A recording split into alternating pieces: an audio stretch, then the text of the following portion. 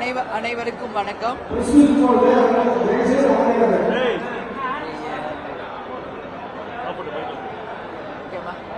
அனைவருக்கும் வணக்கம். தேசிய முற்போக்கு திராவிட கழகத்தின் சார்பாக இல்லம் தேடி உள்ளம் நாடி அப்படின்னு ஒவ்வொரு கார்ப்பரேஷன்லையும் எங்களுடைய கழக நிர்வாகிகள் தொண்டர்களை சந்தித்து கொண்டிருக்கிறோம். இந்த ஆலோசனை கூட்டத்தில் மிக முக்கியமாக பூத் கமிட்டிகளை அமைத்ததையும் BL2 ஃபார்ம் பூர்த்தி செய்து கலெக்டர் அலுவலகத்தில் சப்மிட் பண்ணதையும் எங்ககிட்ட இன்னைக்கு கொடுத்திருக்காங்க. இது தமிழ்நாடு முழுக்க இன்னைக்கு 234 தொகுதிகளிலும் இதை நாம நடத்திட்டு இருக்கோம். ஒவ்வொரு தினந்தோறும் காலையில் இந்த நிகழ்ச்சியும் மாலையில் மக்களை தேடி மக்கள் தலைவர் அப்படின்னு சொல்லி கேப்டனுக்கு இலங்கை வாழ் தமிழர்களால் பரிசாக வழங்கப்பட்ட அந்த ரதத்தை வைத்துக்கொண்டு அந்த ரத யாத்திரை இன்னைக்கு நாம நடத்திட்டு இருக்கோம். இன்றைக்கு சேலம் மாநகரில் ஆலோசனை கூட்டம் நிறைவேற்றிருக்கிறது. இன்றைக்கு மாலை நம்மளுடைய சுபா ரவி அவர்கள் வெற்றி பெற்ற தொகுதியில ரத யாத்திரை மாலை 4 மணி அளவில் நாங்க கெங்கவல்லி தொகுதியில தொடங்க இருக்கிறோம் என்பதை இந்த நேரத்தில் சொல்றேன். இது மாதிரி 3ஆம் தேதியிலிருந்து 23ஆம் தேதி வரை முதல் கட்ட பயணம் முடிக்கிறோம். அதுக்கப்புறம் 24 நம்மளுடைய தலைமை அலுவலகத்தில் கேப்டன் எப்பொழுதும் வழங்குவது போல் நலத்திட்ட உதவிகள், MGR ஸ்கூல் பிள்ளைகளுக்கு நிதி, உணவு அதெல்லாம் அன்னைக்கு இருக்குங்க. நிறைய பேருக்கு நலத்திட்ட உதவிகள் கேப்டன் அறக்கட்டளையின் மூலமாக கேப்டன் எப்பொழுதும் தருவது போல் கல்விக்கு, உடல் ஊனமுற்றவர்களுக்கு, தொழில் தொடங்குவதற்கு என்று பல்வேறு திட்டங்களை அன்னைக்கு நம்ம 24ஆம் தேதி தலைமை கழகத்தில் வைத்திருக்கிறோம். 25 உங்க எல்லாருக்கும் தெரியும், தலைவருடைய பிறந்த நாள், வறுமை ஒழிப்பு தினமாக தமிழ்நாடு முழுவதும் எங்களுடைய கழக மாவட்ட செயலாளர்கள், நிர்வாகிகள், தொண்டர்கள் அந்த தினத்தை வறுமை ஒழிப்பு தினமாக தமிழ்நாடு முழுக்க கொண்டாட இருக்கிறார்கள் என்பதை இந்த நேரத்தில் சொல்றேன். 2ஆம் கட்ட பயணம் எப்பொழுது என்பதை உங்களுக்கு தலைமை கழகம் அறிவிக்கும். நீங்க எந்த கேள்வி கேட்கனாலும் கேளுங்க.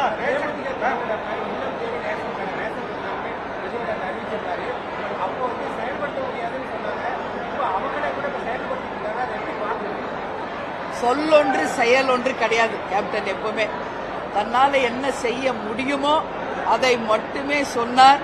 அந்த வாக்குறுதியை நிச்சயம் நிறைவேற்றுவேன் அப்படின்னு கேப்டன் சொன்னார். அன்னைக்கு கேலி பேசிய அனைத்து கட்சிகளும் இன்றைக்கு தமிழக அரசு அதில் ஒரு முயற்சியாக தாயுமானவர் என்ற திட்டத்தின் மூலம் முதியவர்களுக்கு லாரியில வச்சு அந்த பொருட்களை கொண்டு விநியோகம் ஆரம்பிச்சிருக்காங்க. இது கேப்டனுக்கு கிடைத்த வெற்றி, தேசிய முற்போக்கு திராவிட கழகத்திற்கு கிடைத்த வெற்றி. ஏன்னா இந்த ஒரு திட்டத்தை கேப்டன் 2006 எங்களுடைய முதல் தேர்தல் அறிக்கையிலேயே இதை தெரிவிச்சிருந்தார். இது சாத்தியமில்லை என்று சொன்ன அத்தனை பேரும் இன்னைக்கு வாயடைத்து அந்த திட்டத்தை செயல்படுத்துகின்ற நிலைக்கு வந்திருக்காங்க. ஏற்கனவே டெல்லியில கெஜ்ரிவால் அவர்கள், பீகார்ல, அதே மாதிரி சத்தீஸ்கர்ல பல்வேறு மாநிலங்களில் இந்த ஸ்கீமை கொண்டு வந்தாங்க. அதே மாதிரி ஜெகன்மோகன் ரெட்டி அவர்களும் இதை கொண்டு வந்தார், இந்த வீடு தேடி ரேஷன் பொருள். இன்றைக்கு தமிழக அரசு தாயுமானவர் அப்படின்னு அதுக்கு பெயர் மாற்றி அந்த திட்டத்தை முதியவர்களுக்கு கொடுக்கின்ற ஒரு ஃபர்ஸ்ட் கட்டம் இந்த ஆரம்பிச்சிருக்காங்க. கேப்டனின் கனவு திட்டத்தை செயல்படுத்திய தமிழக அரசுக்கும் முதல்வர் அண்ணன் ஸ்டாலினுக்கும் தேமுதிக சார்பாக எங்களுடைய நன்றிகளை நாங்கள் தெரிவித்துக் கொள்கிறோம். தேர்தல் ஆணையம் மீது இன்னைக்கு ஒரு பகிரங்க குற்றச்சாட்டு இருக்கு. குறிப்பா வாக்கு திருத்தல் மீது நிறைய நடத்திருக்காங்க சொல்லி எதிர்கட்சிகள் இன்னைக்கு போராடக்கூடிய ஒரு நிலை இருக்கு. நீங்க எப்படி பாக்குறீங்க? இது இப்ப நேற்று கிடையாது, பல ஆண்டுகளாக இந்த மாதிரி ஒரு குற்றச்சாட்டு இருக்கிறது. நம்மளும் பார்த்துட்டு தான் இருக்கோம். தேமுதிக ஆரம்பிச்சு 20 வருஷம். இது மாதிரி பல விஷயங்களை நாங்களும் சந்திச்சிருக்கோம். பல கேஸ் நாங்களும் ஃபைல் பண்ணியிருக்கோம். தேர்தல் நேரத்தில் தேர்தல் ஆணையர்களை சந்தித்து முறையிட்டிருக்கோம். ஆனா எதுக்குமே எந்த பலனுமே இல்லையே. இப்ப கூட நடந்து முடிந்த MP எலெக்ஷன்ல கூட விருதுநகர் தொகுதியில பகிரங்கமாக பல்வேறு தவறுகள் நடந்தது.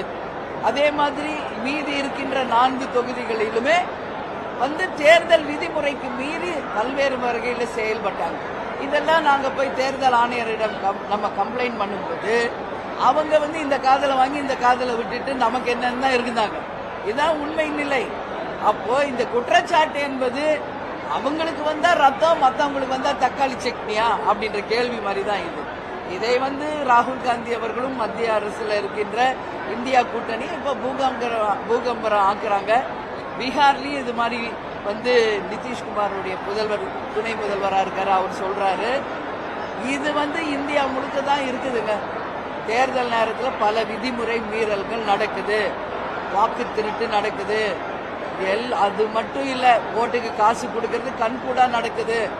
பல்வேறு குற்றச்சாட்டுகள் வைக்கப்படுகிறது. எந்த தேர்தல் ஆணையோ இது வரைக்கும் ஆக்ஷன் எடுத்தாங்கன்ற கேள்வியை நான் கேட்கிறேன். நாங்களும் தான் 20 வருஷமா எல்லா தேர்தலையும் சந்திக்கணும், நியாயமா உண்மையா கடத்துல இறங்கி கஷ்டப்பட்டு நாங்க உழைச்சிக்கிட்டு இருக்கோம். இவங்க வந்து ஓட்டுக்கு காசு கொடுத்து ஏமாத்தி கள்ள ஓட்டு போட்டு எப்படியோ ஜெயிச்சு அது வெற்றிங்கிறாங்க. இது உண்மை, இது நடப்பது உண்மை. அப்படி ஒரு தீர்ப்பு வந்தால் இந்தியாவில் இருக்கும் எல்லாருக்கும் ஒரு சமமான ஒரு தீர்ப்பாக வந்தால் தேர்தல் ஆணையத்தையும் நீதி அரசரையும் நான் கேட்டுக்கிறேன். அப்படி ஒரு ஜெனுயினா ஒரு நல்ல தேர்தல் வந்தால் அதை தேமுதிக வரவேற்கும்.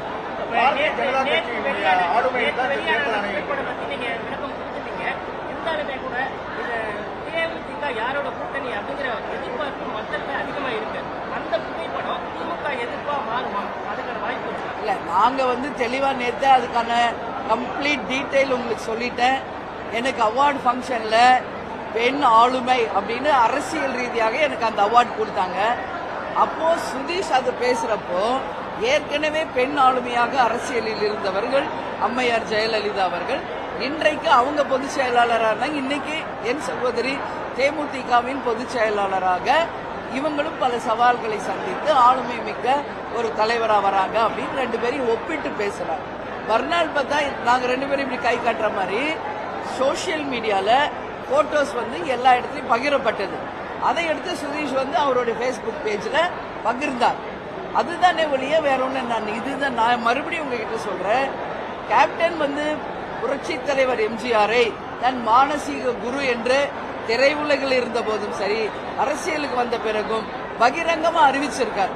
அதனாலதான் ஜானகி அம்மா எம்ஜிஆர் பயன்படுத்திய பிரச்சார வாகனம் இன்னைக்கு கேப்டன் கையில கொடுத்து 2005 நாங்க கட்சி ஆரம்பிக்கும் போது அந்த வாகனத்துல தான் வந்து தலைவர் அவர்கள் மாநாட்டுக்கு வந்தார்.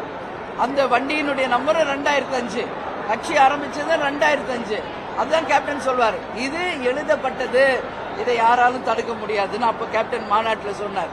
அதுக்கு அடுத்து பார்த்தா இன்னைக்கு வரைக்கும் எம்ஜிஆர் ஸ்கூலுக்கு இந்த வருஷம் வரைக்கும் ஒவ்வொரு ஆண்டும் அந்த காது கேளாதர் பள்ளிக்கு பண உதவி, உணவு கேப்டன் பிறந்த நாளுக்கு தந்துகிட்டு இருக்கோம். இது பல வருஷமா. எம்ஜிஆரால் பயன்பெற்றவர்கள் கூட ஒரு வாட்டி கூட அந்த ஸ்கூலுக்கு போய் எந்த நிதியோ உதவியோ வழங்கல. ஆனா கேப்டன் பல ஆண்டுகளாக இதை செய்து கொண்டிருக்கிறார். எல்லா இடத்துலயும் அவர் ஓப்பனா சொல்றாரு, என்னுடைய மானசீக குரு புரட்சி தலைவர் எம்ஜிஆர்.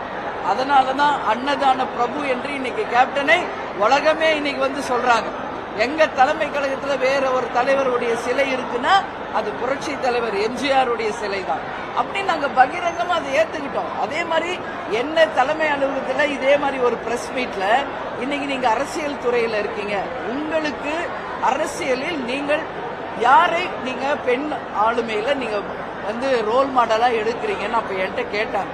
இதான் உங்ககிட்ட சொல்ற, அரசியலில் பெண் ஆளுமை மிக்க ஒரு அரசியல்வாதி முதலமைச்சர் அம்மையார் ஜெயலலிதா அவர்கள் தான். நான் சொல்லணும்னா அம்மையார் இந்திரா காந்தியை சொல்லலாம், மம்தா பானர்ஜி அவர்களை சொல்லலாம், வேற யார் வேணாலும் சொல்லலாம். ஏன் நான் அவங்களெல்லாம் சொல்ல, அவங்களும் வடநாட்டுக்காரர்கள். அவங்க பிரைம் மினிஸ்டரா ஒருத்தர் சிஎம் இருக்காங்க. அவங்களுக்கு நம்மளுக்கு ஸ்ட்ரைட் எந்த ரிலேஷனும் இல்லை, லிங்கும் இல்லை. ஆனால் நாம் வாழ்ந்த காலத்தில் சமகாலத்தில் அம்மையார் ஜெயலலிதா அவர்கள் கட்சியையும் ஆட்சியும் கட்டுக்கோப்போட சீரும் சிறப்புமாக ஆளுமை மிக்க பெண் முதல்வராக அவங்க ஆட்சி செய்தாங்க. எனவே என் அரசியல் வாழ்க்கையில் என்னுடைய ரோல் மாடல் செல்வி அம்மையார் ஜெயலலிதா அவர்கள் தான் அப்படின்னு எப்பவோ நான் பொதுச் செயலாளராக பதவியேற்ற அன்னைக்கு பிரஸ் மீட்ல சொல்லியிருக்கேன்.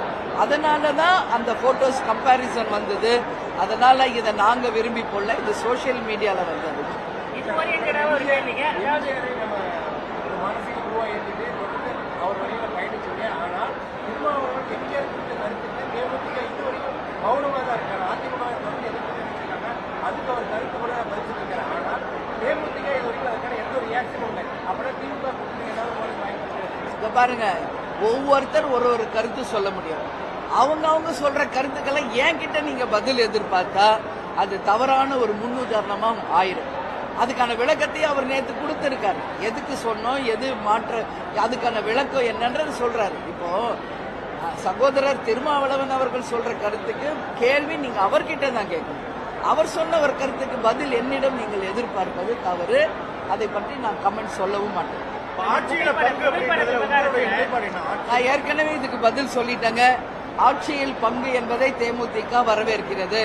ஒட்டுமொத்த அதிகாரமும் ஒரே கட்சி கிட்ட இருக்கிறதுனால இவ்வளோ நம்ம சுதந்திரம் வாங்கி இந்த 50-60 வருஷம் என்ன பெரிய டெவலப்மெண்ட் பார்த்தோம். அப்போ கூட்டணியில இருப்பவர்களுக்கும் அந்த ஆட்சியில் பங்கு பகிர்ந்தளிக்கும் போது யாரும் தப்பு செய்யலாம் கேட்கலாம். மக்களுக்கு இதெல்லாம் குறை இருக்குன்னு எடுத்து காட்டலாம். எல்லாரும் இணைஞ்சு வேலை செய்யும் போது மிகப்பெரிய ஒரு வெற்றியாக பலமாக தமிழ்நாட்டுக்கும் தமிழக மக்களுக்கும் நிச்சயம் அமையும். கூட்டணி ஆட்சி என்பதை தேமுதிக வரவேற்கிறது. இந்த புகைப்பட விவகாரம் தொடர்பா நேற்று இந்த புகைப்படம் வெளியான பிறகு பல்வேறு கருத்துக்கள் பகிரப்பட்டது. மூத்த பத்திரிகையாளர்கள் சனியிலிருந்து விஜய் வந்து தன்னோட மாநாட்டில் விஜயகாந்தோட படத்தை பயன்படுத்தக்கூடாதுன்ற ஒரு கருத்தாவும் அவங்க உள்நோக்கம் இருக்கு அப்படின்னு சொல்றாங்க. அந்த மாதிரி இல்ல, நான் தான் இப்ப சொல்றேன்ல, கேப்டன் எம்ஜிஆரை தன் மானசீக குரு சினிமாலையும் சரி அரசியலையும் சொல்லி பகிரங்கம் அறிவிச்சிருக்காரு. அது மாதிரி அறிவிக்கிட்டோம். எங்கள் அரசியலில் வரலாற்றில் எங்கள் அரசியல் முன்னுதாரணம் கேப்டன் தான், அவர் தான் எங்க மானசீக குரு அப்படின்னு யார் வேணாலும் அறிவிக்கட்டும். அதுக்கப்புறம் புகைப்படம் போடலாமா வேணாமான்னு கேட்கட்டும். எங்க மானசீக குரு கேப்டன் தான் சொல்லிட்டு அவங்க தாராளமா படம் போட்டுக்கலாம். புரியுதுங்களா? ஆனா எதுவும் சொல்ல மாட்டாங்க, எதுவும் பேச மாட்டாங்க. ஆனா அவங்க பேனரு போஸ்டர் மட்டும் சமூக வலைதளத்தில் பயன்படுத்துவதை நாங்க இல்ல, எங்கள் கடைக்கோடி நிர்வாகிகள் தொண்டர்கள் ஏற்றுக்கொள்ள மாட்டாங்க. இன்னைக்கு நாங்க அரசியல் கட்சி, அவங்க ஒரு அரசியல் கட்சின்றப்போ கேப்டனை மானசீக குருன்னு அறிவிக்கிட்டோம், நான் போடுங்கன்னு சொல்றேன். விஜய் அறிவிச்சாங்க அவங்க பயன்படுத்த. ஆமா, அதேதான் கூட்டணின்னு வரும்போது கூட்டணியில தலைவர் படத்தை பயன்படுத்திக்கலாம். நான் அன்னைக்கே சொல்றேன், கூட்டணின்னு வரும்போது கேப்டன் படத்தை பயன்படுத்திக்கலாம். இல்ல தனி கட்சியா நீங்க பயன்படுத்தணுமா? எங்கள் அரசியல் குரு கேப்டன் தான், அவர் தான் என்னுடைய மானசீக குரு, அவர் தான் எங்க ரோல் மாடல்னு அறிவிக்கிட்டோம். அதுக்கப்புறம் நான் தாராளமா யூஸ் பண்ணுவேன். நான் பாஜக கூட்டணியில உங்களை மீண்டும் ஏற்கனவே விஜயகாந்த் போட்டியிலே வெற்றி பெற்றிருந்தாரு. அதே போல விஸ்வநாதத்திலே போட்டியிருந்தாரு. அந்த தொகுதியிலே குறிவைத்திருக்கிறதா ஒரு தகவல் வெளியாயிருக்கு. அந்த தொகுதியில அதை எப்படி பாக்குறீங்க? புதுக்கு நம்ம சார்பா இருக்கிறாங்க. கற்பனைகளுக்கெல்லாம் நான் எப்பயுமே பதில் சொல்றது இல்லைங்க. எதுவுமே உறுதியே இல்லாதப்போ நீங்க ஒரு கேள்வி எழுப்புறீங்க. நீங்க சொல்ற எதுவுமே இங்க உறுதி இல்லாதது. சோ அதை பற்றி இப்போ நான் பதில் சொல்ல எதுவும் இல்லை. அது வரட்டும், அப்போ நான் பதில் சொல்றேன். இப்போ பாஜக கூட்டணி உங்களை மீண்டும் உங்களை இணைக்கிறதுக்கு உங்ககிட்ட பேச்சுவார்த்தை நடத்துறாங்களா? இந்த மாதிரி ஏதாவது நான் தான் ஓப்பனா உங்ககிட்ட சொல்றேன்ல, எல்லா கட்சிகளும் தேமுதிக அவங்க கூட்டணிக்கு வரணும்னு கட்டாயம் விரும்புவாங்க. இதுல மாற்று கருத்து ஒன்றும் கிடையாது. ஏன்னா இது கேப்டன் என்ற ஒரு நல்லவர், ஒரு புனிதர், இன்னைக்கு தெய்வமாக மக்கள் மனசில் நிலைத்து நிற்கும் ஒரு தலைவருடைய கட்சி. அதனால நிச்சயமாக யாராக இருந்தாலும் அவங்க கூட்டணியில தேமுதிக இருக்கணும்னு விரும்புவாங்க. ஆனா இந்த நிமிடம் வரை நாங்க யார்கிட்டையும் எந்த பேச்சுவார்த்தையோ எதுவும் பேசல. அண்ணன் ஸ்டாலினை நாங்க ஏன் போய் பார்த்தோம்னா ஒரு உடல்நிலை சரியில்லாம ஓய்வில் இருந்தப்போ வீட்டில் போய் சந்திச்சோம், மரியாதை நிமித்தமா, அரசியல் நாகரீகம் கருதி. ஏன்னா கேப்டன் ஒவ்வொரு வாட்டியும் உடல்நிலை சரியில்லாதப்போ பல முறை அவர் வந்து பார்த்திருக்காரு. ஒவ்வொரு முறை பதவி ஏற்கும் போதும் கேப்டன் கிட்ட வந்து அவர் ஆசீர்வாதம் வாங்கியிருக்காரு. அது மட்டும் இல்ல, மேயரா முதல்வரா எல்லா டைம் உதயாவும் அதே மாதிரி தான். அவர் பதவி ஏற்ற அன்னைக்கு கூட முதல்ல வந்து கேப்டனை சந்திச்சு ஆசீர்வாதம் பெற்று தான் போனார். கலைஞர் அவர்களுடைய தலைமையில எங்க மேரேஜ் நடந்தது. இதெல்லாம் அவங்க குடும்பம் எங்க குடும்பத்துக்கும் பெரிய நட்பு இருக்காது, யாரும் இல்லைன்னு சொல்ல முடியாது. சீரணி அரங்கத்துல கோல்டன் பென் கொடுத்தவர் கேப்டன் அவர்கள். அதனால அது வேற, அரசியல் வேறுங்க. ஒருத்தர் உடல்நிலை சரியில்லைன்னா போய் பார்த்தா கூட்டணி, ஒருத்தரை ஹோட்டல்ல சந்திச்சா கூட்டணி, இந்த மாதிரி ஒரு புகைப்படம் வந்தா கூட்டணி. எல்லாத்துக்கும் நீங்க ஒரே ஒரு லைன், ஒரு வேர்டை பிடிச்சிக்கிறீங்க. அந்த கூட்டணின்ற வேர்டை தாண்டி நம்ம பத்திரிகையாளர்கள் பிராட் மைண்டடா யோசிங்க. நான் எல்லா பிரஸ் மீட்லயும் நான் சொல்றேன், எங்களுடைய போக்கஸ் எங்க கட்சி வளர்ச்சி. தமிழ்நாடு முழுக்க நாங்க 234 தொகுதியிலையும் போய் கட்சி வளர்ச்சியும் ரத யாத்திரையும் வெற்றிகரமா முடிக்கணும். அதுக்கு பிறகு மாநாடில் நாங்கள் தெளிவாக உங்களுக்கு அறிவிக்கிறோம்.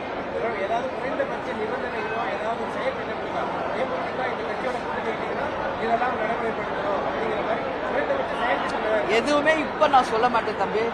அது உரிய நேரம் வரும் பொழுது எல்லாவற்றையும் ஒரே நேரத்தில் உங்களுக்கு நாங்கள் அறிவிப்போம். இப்ப இல்லை, எங்க போக்கஸ் பாத்தீங்களா, எல்லாம் எங்க நிர்வாகிகள் தொண்டர்கள் தான். இதுதான் எங்க போக்கஸ். எல்லா இடத்துலயும் இன்னைக்கு பூத் கமிட்டி அமைச்சாச்சு, எல்லா இடத்துலயும் BL2 முடிச்சு கலெக்டர் கிட்ட கொடுத்தாச்சு. இன்னும் இருக்கின்ற பேலன்ஸ் ஒரு 10% முடிக்கணும். அதுக்கு தான் மீட்டிங். இது முடிச்சு தமிழ்நாடு முழுக்க போய் தொண்டர்களையும் மக்களையும் சந்திக்கிறது தான் இப்பொழுது எங்களுக்கான ஒரே வேலை. நான் மாநாடு வரும்போது உங்க கேள்விக்கு பதில் சொல்றேன். அதையும் சொல்லுவேன். இப்ப பிரஸ் மீட்ல சொல்றோம், அதே தான் கூட்டணி வரும்போது நாங்க சொல்லுவோம். இதுல என்ன மாற்று கருத்து இல்லையா? கூட்டணி ஆட்சி என்பது தமிழ்நாட்டுக்கும் மக்களுக்கும் நல்லதுதான், இல்லைன்னு யாரும் மறுக்க முடியாது. எல்லாரும் சாப்பிட்டு போங்க. உங்களை எல்லாரையும் சந்திச்சதில் உண்மையில் மகிழ்ச்சி. பிரஸ் பீப்புள், நீங்களும் தேமுதிக சப்போர்ட் பண்ணுங்க. கூட்டணியே பேசாதீங்க. அதை தாண்டி இன்னைக்கு மக்களை நாங்கள் சந்திப்பது, நிர்வாகிகளை சந்திப்பது, நாம செய்யற நலத்திட்டங்கள், கேப்டன் எப்படியெல்லாம் 40-50 வருஷம் மக்களுக்காக வாழ்ந்தார், இதெல்லாம் ஆஸ் எ பிரதர்ஸ் உங்களுக்கும் அந்த ரெஸ்பான்சிபிலிட்டி இருக்கு. ஸோ நீங்களும் எங்களுக்கு சப்போர்ட் பண்ணுங்கன்னு கேட்டுக்கொண்டு உங்களிடம் இருந்து விடைபெறுகிறேன். நன்றி, வணக்கம்.